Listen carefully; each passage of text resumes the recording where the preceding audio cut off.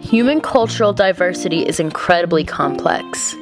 There are an infinite number of factors that could influence the behaviors of any collective group of people. Mode of production, political and social organization, even the type of food they eat are just a few examples.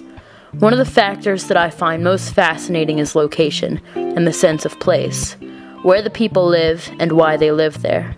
Culture runs deep within the veins of its geographical hearth, and the natives of an area are inevitably influenced by its geography and everything that comes with it.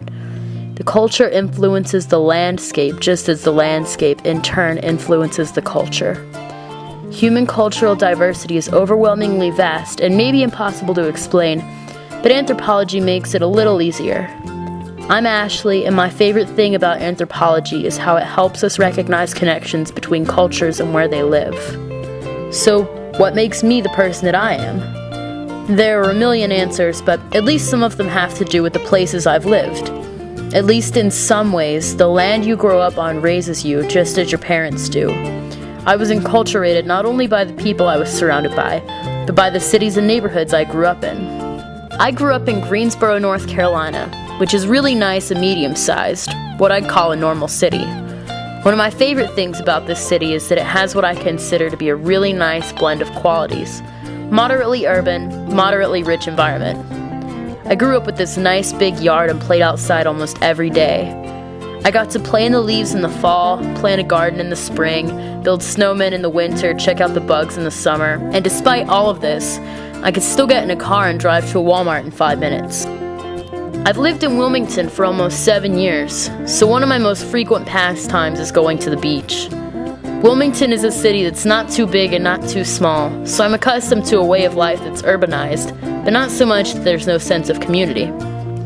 There are plenty of roads, pavement, and signs of settlement, but there are also plenty of trees, a river, and let's not forget the quick access to the ocean. The weather is relatively temperate, with hot summers and cold winters.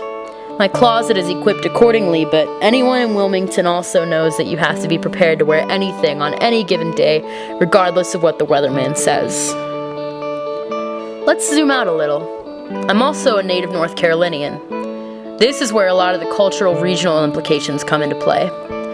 The cultural regions of the United States vary depending on who you ask or which map you consult, but North Carolina is usually grouped into a region simply called the South.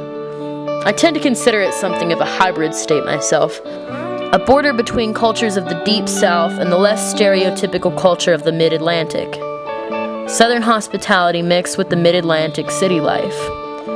Although there can be some negative stereotypes surrounding the South, Anthropology and our good friend Franz Boas help us realize that no matter where you live, it's not necessarily a bad thing. Every cultural region is famous or infamous for its own characteristics. What we're concerned with, though, is not whether or not the stereotypes are true, but how the culture relates to the history and the environment. Zoom out even further.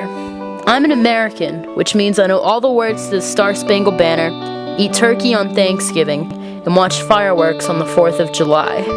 But enough about me. Let's check out somewhere with a really unique, distinctive culture that has everything to do with the environment and the history.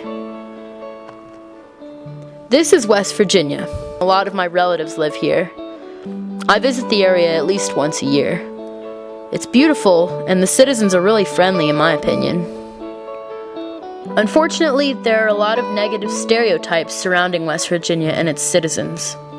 A new show on MTV called Buck Wild promotes negative public images of these stereotypes. I found a CNN article on the show when I was researching it for this project, and even though the article asserted that there was more to West Virginia than Buck Wild, there were a lot of nasty comments about the people in West Virginia, calling them rednecks and hillbillies and making various assumptions that they're uneducated, trashy, fat, inbred, addicted to drugs, among other things. This is where anthropology comes into play. Let's ask our good friend Franz Boas what he thinks. Ah yes, cultural relativism.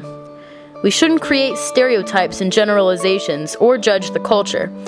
Instead, we need to look at it through the eyes of Boas and, instead of explaining the cultural variations by judging, explain it based on their unique history. West Virginia is a state that was formed during the Civil War. The western region of Virginia broke off because the mountainous region wasn't very suitable for slavery plantations, and the citizens in the flatter eastern parts of Virginia were really focused on slavery at the time. West Virginia, like much of Appalachia, was historically settled by the Scots-Irish. Upland Appalachia is known for a really specific dialect, sometimes referred to as Appalachia English, which is a blend of what the original Scots-Irish settlers spoke.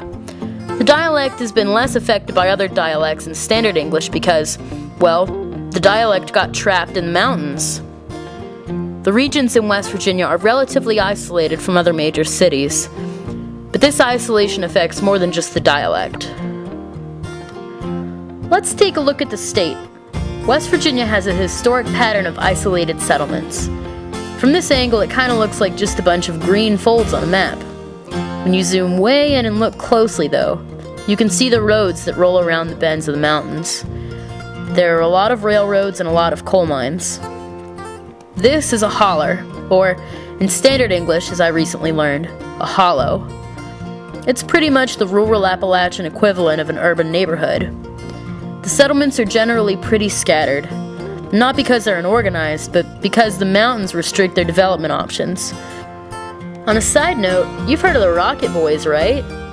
They're from the same West Virginian county as my grandma. Cool, huh? Anyway, what about some of their hobbies, like hunting and four-wheeling? We've already talked about the isolated settlements, so we know they don't have a lot of urban luxuries like closed shopping malls or even cell phone service. But they do have these great mountains right at their fingertips. Kind of like nature's obstacle course. Why wouldn't they take advantage of it? Judging West Virginian residents for four-wheeling in the mud would be kind of like judging a Wilmingtonian for surfing in the ocean. But we also shouldn't look at it like they're in an unfortunate situation. Not everyone thrives on city life. Some people genuinely prefer to live a simple life in the country. Every culture on the planet has its own set of unique characteristics, and a lot of these characteristics have to do with the environments in which they're located.